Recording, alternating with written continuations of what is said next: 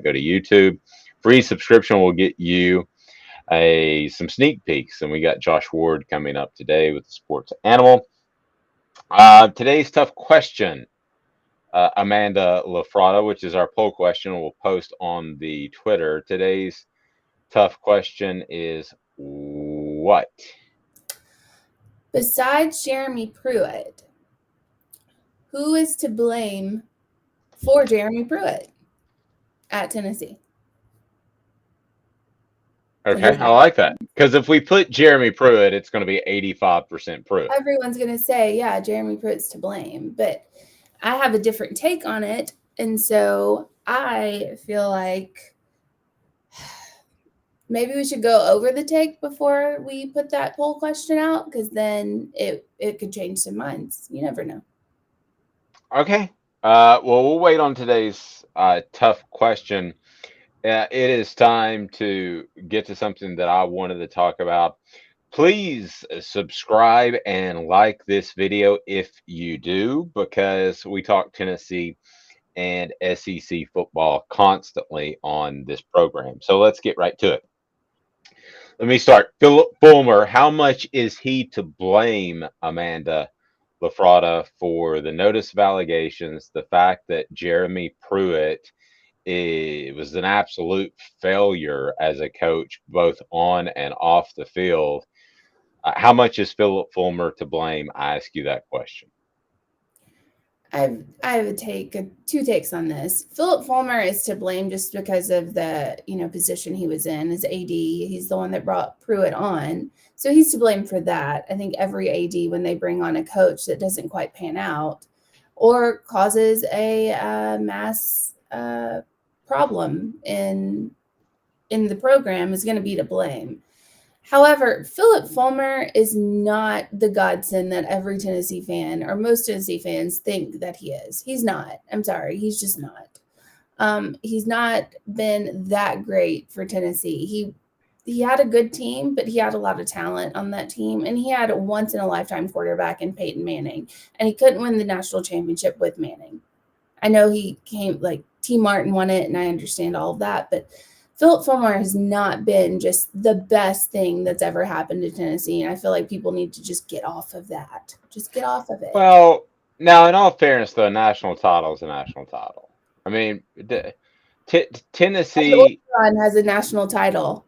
Well, I mean, I understand that, and so does Les Miles, but I mean, you can't just dismiss a national title. Tennessee fans would go through all that they have gone through to be able to get another national title. I believe they would. And now with Philip Fulmer, let's also don't forget that Philip Fulmer in 2001 was a very inept half away from playing for another national title. Now, they would have gotten beat by Miami, and they would have gotten beaten thoroughly. I believe that. But still, they would have been in two national championship games in 4 seasons. So that would have been pretty impressive. Now, I'll be the first to say that I think Philip Fulmer loves Tennessee. I think Philip Fulmer loves himself just a little bit more. Okay. And that's not the worst thing in the world. A lot of people are like that. Okay. But when he came back to Tennessee, I thought it was a lot about Philip Fulmer as much as it was about Tennessee.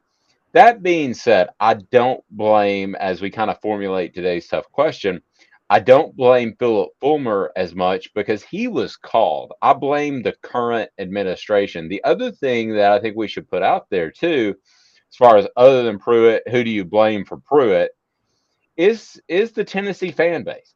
I mean, you're looking at a Tennessee fan base that had a Greg Schiano, who in retrospect wouldn't have been a great hire, but let's face it, Tennessee fans didn't like him as a hire, so they brought in this Penn State stuff. That scared a lot of coaches. I was told in coaching communities about Tennessee's fan base, and that's why they had to settle on Pruitt. Tennessee, very likely, their administration could have had Mike Leach. I think that via John. Fun. Yeah, I think that via John Curry was done. So I don't. Do we want to make the three that are most responsible, the fan base, and then the administration or Fulmer, I think that's kind of where we're settling. I would put that you've got a fourth as I have well. a fourth. I have a take on this. Yes. Okay, so we'll post all four, but I lean towards the administration with a nod towards the fan base because I never saw any at all proof that Greg Schiano was aware of the just horrible things that were going on at Penn State. Not saying he would have been a good hire, but that Came response out and of that viral response hurt you as Tennessee with other candidates. That's just a fact. So you've got a fourth. What's your fourth? I blame the NCAA. Just flat out, I blame the NCAA. I understand cheating is cheating, and I get that. But if we're gonna look at the fan base for being so tough on coaches, or being so hard to coach for, if we're gonna look at Philip Fulmer, if we're gonna look at the administration, no, like single person out of any of that said, "Hey, it's okay to cheat. You're gonna get away with it." To our knowledge, no one said that to Pruitt. The NCAA has done everything to show coaches and students and whoever that it's fine to cheat. Back then, before the NIL, it's fine. We're not going to go after you if you have something like what happened at Penn State. We'll go after you, and then slap you on the wrist and send you on your way. North Carolina was the same thing. There's been countless times and many schools that have cheated or have been caught and had allegations who've gotten like a slap on the wrist. So if you're a college football coach, you're going to try to do everything you can to get the advantage for your team. Especially if everybody else is doing it and everybody else is getting away with it, why would you be the one that gets that gets the punishment? I blame the administration because I think that they are ultimately the ones that called a former football coach to be a CEO, and that hasn't been a thing for like 20 years. That used to be the thing. You would go from coach to athletic director. I mean, that hasn't. The CEOs run those positions now, so I would blame the administration. I do want to get back to Philip Fulmer's legacy for a moment. What does this mean for Philip Fulmer's legacy? So I'll go ahead and tell you that you and I are probably we probably have different stances on this. But before even the Pruitt hire, before he was an AD, I thought they should have built a statue for Philip Fulmer because he won a national title. You roll your eyes for those that are I watching on do. video twice, but I think a national title is worthy of that. Is his past checkered? Yeah, I mean it is a little bit, and there's some good points to be brought up about why he shouldn't be celebrated as heavily as I think. However, I think a national title is a national title, and if you win a national title, just in my mind, I don't care if it's Vanderbilt, South Carolina, Alabama, or who it is. I think that's worth the statue. So I will stand by that, even though I think he does blemish slightly his legacy because of the AD debacle. So are we? And today's tough question is not going to be statue or no statue. No, it's gonna be who's to blame for Philip Fulmer, and I think we have the four Yes. people that we think's most to blame. With the NCAA coming in at fourth, because I feel like they are to blame. When you put a culture out there and you say, here, you can do this and get away with it, then why not do it and get away with it? What's holding you back? Your moral high ground? No, probably not. Not as a coach. I No. just the Shiano. Let's just go back to the Shiano question. There was something else that was like stirring that pot too, besides the stuff that happened to Penn State. There was something else, and I can't remember what it was, but there was something else that was stirring that pot. I don't think Tennessee. I think they dodged a bullet in Giano. I mean, I do. I think they I dodged do. a bullet. In retrospect, I do too. But at the Yes. time, I thought it was a solid hire. I know that Ohio State was doing all they could to keep him, so they thought Right. highly of him. But in retrospect, they definitely dodged a bullet. Hindsight 2020. But at the time, if you take away all of the Penn State stuff that I've never seen proof he was at all involved in a cover up. If you take that out, he was a solid candidate at the time. He was more solid than Jeremy Pruitt. I mean, he had coached in the NFL. He had I revived disagree. Rutgers. Then Jeremy Pruitt. I mean, as Yeah, far I as the disagree. resume, as far as the As far resume, as resume, but Jeremy Pruitt, look at what he did.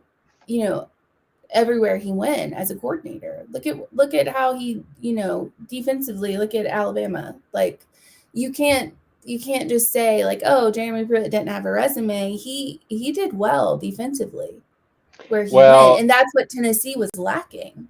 yeah, So, he left Florida State after 1 year for a reason, and I don't want to well, get into that. And I give Saban more credit for any defense in Tuscaloosa than I do the coordinator. I mean, I agree with that. I agree with that. But if you're looking at resumes, just the resume without really diving into, the other causes for his success at places, it looks pretty good. I mean, it does. It looks pretty good. And all Tennessee fans were excited when Pruitt came on.